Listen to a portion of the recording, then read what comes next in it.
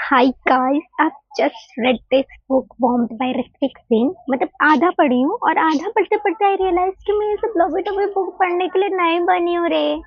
I can't read कि trying to move on from anyone. Why would I try to move on from anyone? सामने वाला will try to move on from me ना।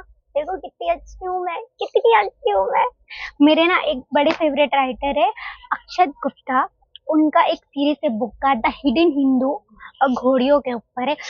और मैंने वो सारा part पढ़ा है और मेरे को ना ऐसे अघोड़ी, भूत पिशाच, मर्डर मिस्ट्री, ये सब पढ़ने में मजा आता है। ठीक है, ये सब पढ़ने में सुकून होता है। I can't read this, my heart always new you wouldn't stay.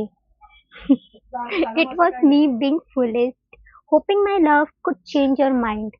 बड़ा ही प्यारा है, बड़ा ही थॉटफुल है, बट मैं ये सब नहीं पढ़ सकती। Thank you for listening.